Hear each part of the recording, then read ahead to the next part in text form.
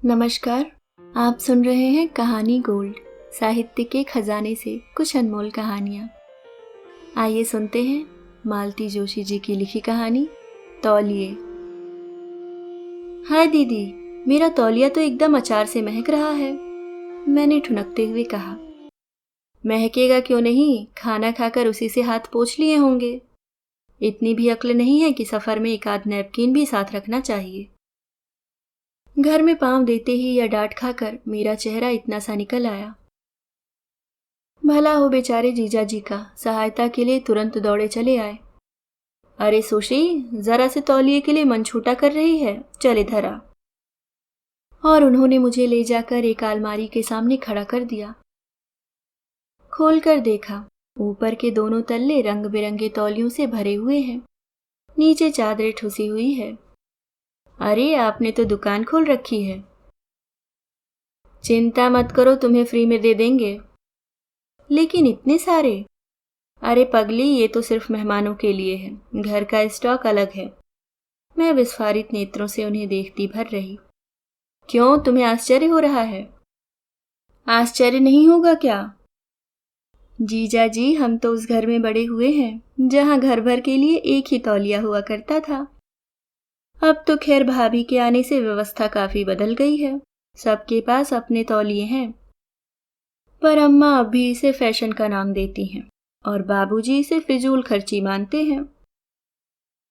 Sushi, दीदी की धारदार आवाज मेरी बात को काटती चली गई। पहले नहा ले झटपट, बात करने के लिए पूरा दिन पड़ा है। दीदी का बाथरूम देखा, सच मजा आ गया।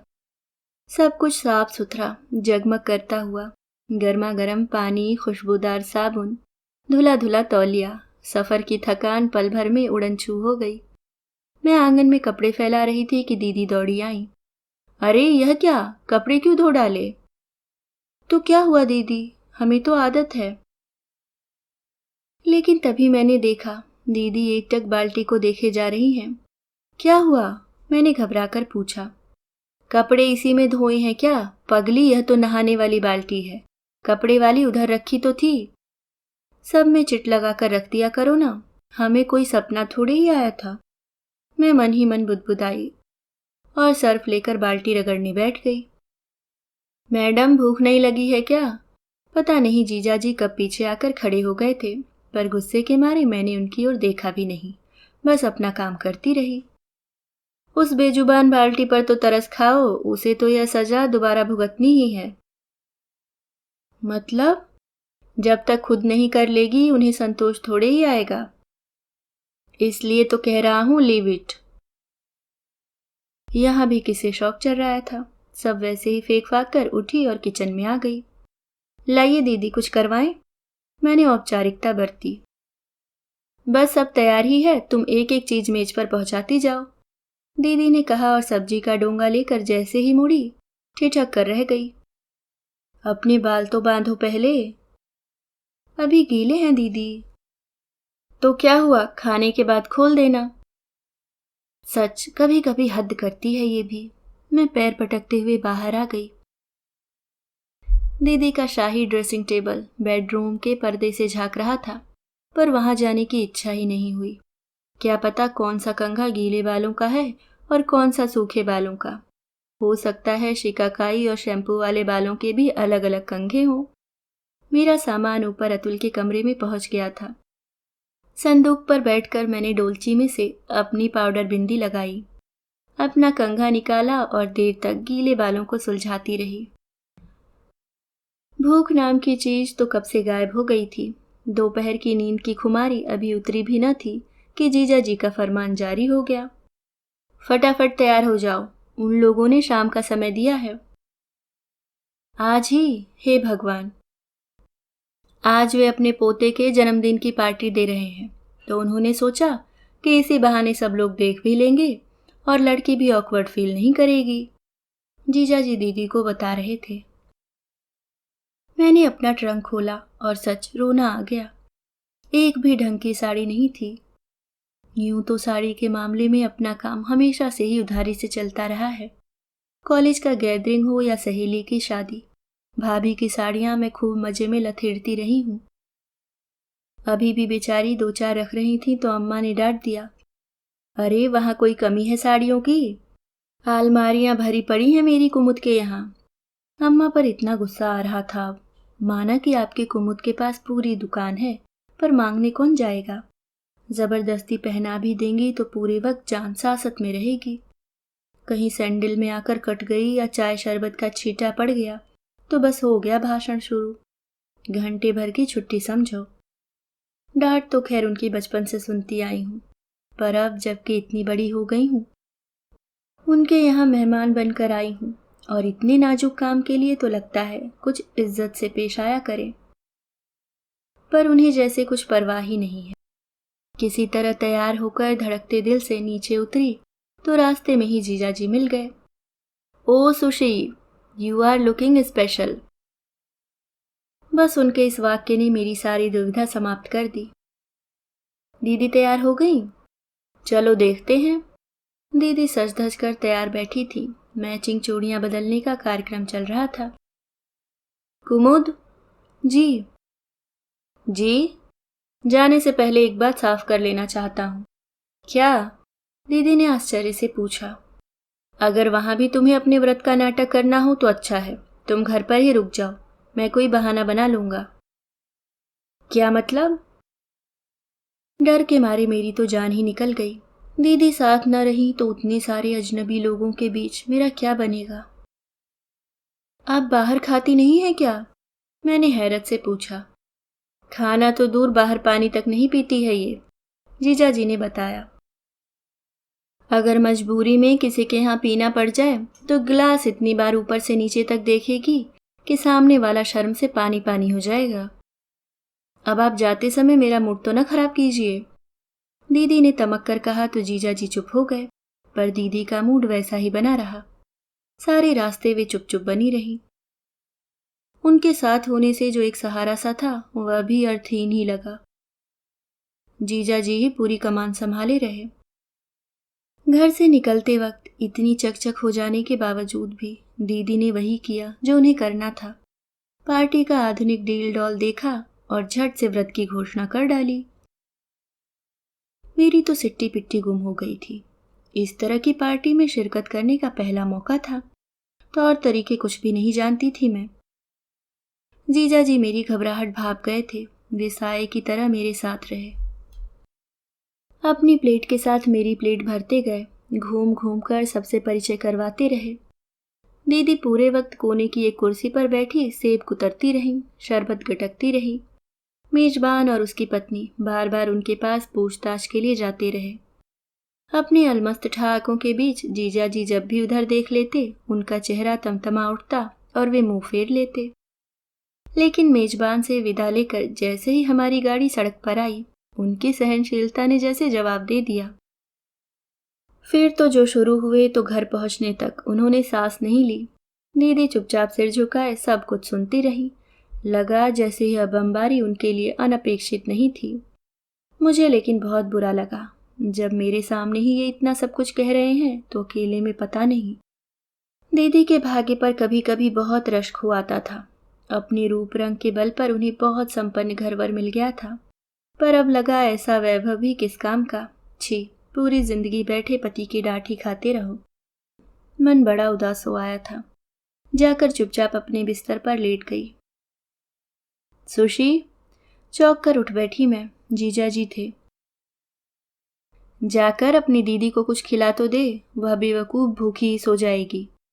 मैंने देखा, यह कहते वक्त उनका स्वर और चेहरा तरल हो आया था। जीजाजी, ये दीदी को क्या होता जा रहा है? यही तो समझ नहीं पाता सुशी, उन्होंने कहा और एक कुर्सी खींचकर उस पर बैठ गए।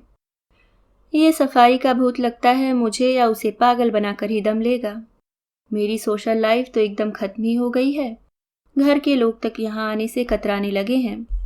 पीने का पानी तक किसी को छूने नहीं देती। बताओ, इतना लांछन और इतना अपमान कौन सहेगा?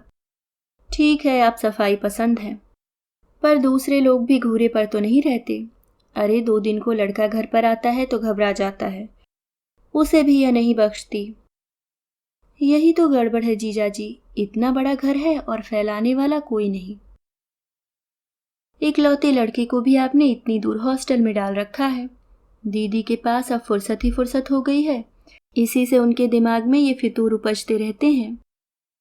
यह भी तो उसी की जिद थी, बोली मेरा बेटा ऐसे वैसे स्कूल में नहीं पढ़ेगा, उसे देश के सबसे महंगे सबसे अच्छे स्कूल में भेजना होगा। नहीं तो बताओ यहाँ क्या स्कूल नहीं है? बहुत सारी फुर्सत और ढेर से रुपए पास हों तो ऐसी ही उटपटांग बातें सोचती हैं। नहीं तो हम जैसे स्कूलों में पढ़े हैं हम ही जानते हैं। डेस्क है तो टाट पट्टी गायब है, घर से आसन लेकर जा रहे हैं। धूप में टीन तप रही है, बरसात में छत टपक रही है। पर दीदी को एमए करना था, कर ही लिया। भैया को डॉक्टर बनना था, बन ही गए। बाबूजी कहते हैं जो हीरा है वह धूल में फेंक देने पर भी अपनी चमक नहीं खोता। पिछले साल सोनू मिडिल की परीक्षा में पूरे संभाग में फर्स्ट आया था। ज्ञान भैया तो 5वीं से स्कॉलरशिप पा रहे हैं।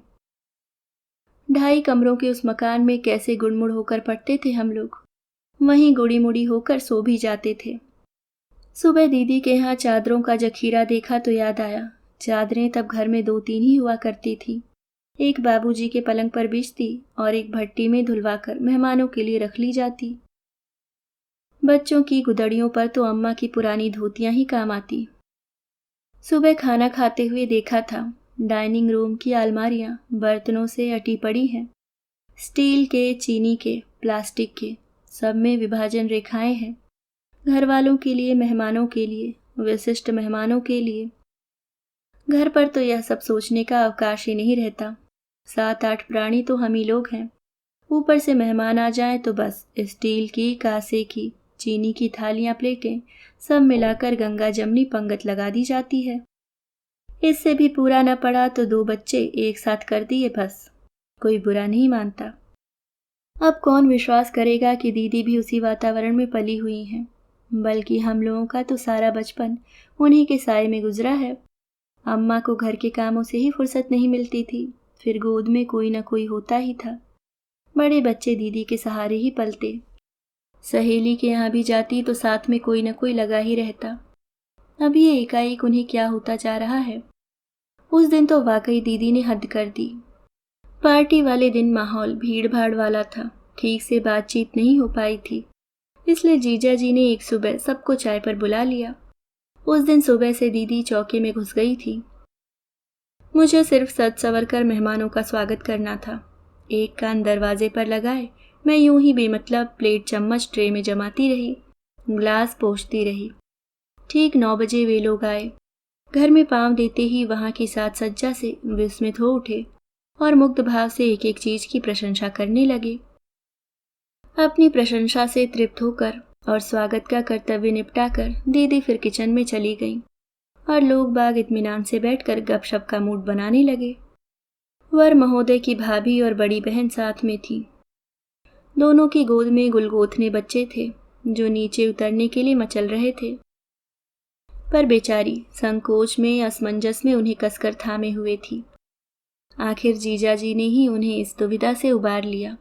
ताश का एक पुराना पैक और 2-4 पुराने शोपीसेस कालीन पर डाल दिए और बच्चों को छोड़ दिया। बच्चे भी खुश और माँ भी। दीदी जब गोपाल के हाथों नाश्ता लगवा कर बाहर लाई तब भारत की विदेश नीति की आलोचना जोरों पर थी। अच्छा ही हुआ किसी ने दीदी का चेहरा नहीं देखा, नहीं तो उन्होंने बच्चों को इस बुरी तरह घूरा था कि मैं तो काँप कर रह गई थी। नाश्ता देखते ही सब लोग राजनीति की सूखी चर्चा को छोड़कर नाश्ते पर टूट पड़े। दीदी सचमुच गजब की चीजें बनाती हैं। 6-7 आइटम थे, सब के सब घर पर बने हुए। सबने डटकर खाया और जी भरकर प्रशंसा की। 2 घंटे बाद जब वे लोग जाने के लिए उठे तो कमरे की सज्जा देखने लायक थी। सोफे से लेकर मेजपोश तक टोमेटो सॉस का छिड़काव हो रहा था। कालीन पर खजुराहों की खंडित मूर्तियां गाजर का हलवा चख रही थी। पानी के जग में पापड़ का चूरा घुला हुआ था। एक गिलास टूट गया था जिसे एहतियातन मेज के नीचे सरका दिया गया था। हम लोग उन्हें छोड़ने गेट तक गए। गाड़ी के पास भी 10-15 मिनट तक बतियाते रहे। आखिरकार जब बड़ी भाभी ने देवर को टहोका मारा कि यही डेरा डालने का इरादा है क्या, तब जाकर गाड़ी स्टार्ट हुई।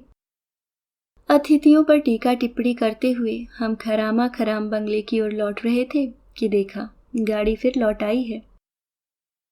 मैं अपना पर्स भूल गई थी, नीता दीदी ने झेपते हुए बताया।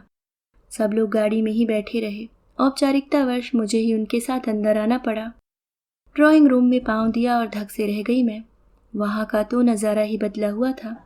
कालीन निकल चुका था, कुर्सियां एक और सरका दी गई थीं और गोपाल बाल्टी में पानी लेकर कमरे में पोछा लगा रहा था। सोफे के कवर निकाले जा चुके थे और एक कोने में खड़ी दीदी उन पर नए कवर्स चढ़ा रही थी। दीदी को देखा तो याद आया, वे हमारे साथ बाहर नहीं आई थी। उन्होंने दरवाजे से ही हाथ जोड़ लिए थे। नीता दीदी के साथ दोबारा बाहर जाने का मेरा साहस नहीं हुआ। उसके बाद क्या हंगामा हुआ है। जीजा जी 2 घंटों तक पागलों की तरह चीखते रहे थे। घर के दरो दीवार भी जैसे उनके गुस्से से दहल उठे थे। मैं तो उनके सामने पड़ी ही नहीं। दिन भर अपने कमरे में दुबकी इस घटना के संभावित परिणाम की कल्पना करती रही। शाम को पूरे 5 घंटे बाद मैं उतरी। देखा, बरामदे में इत्मीनान से बैठी दीदी धोबी को कपड़े गिनवा रही हैं। उन कपड़ों में नैपकिन्स थे, मेजपोश और पर्दे थे, सोफा कवर्स थे और वह तौलिया भी था जिसे मैंने पहले दिन काम में लिया था। आप सुन रहे थे मालती जोशी जी की लिखी कहानी तौलिए।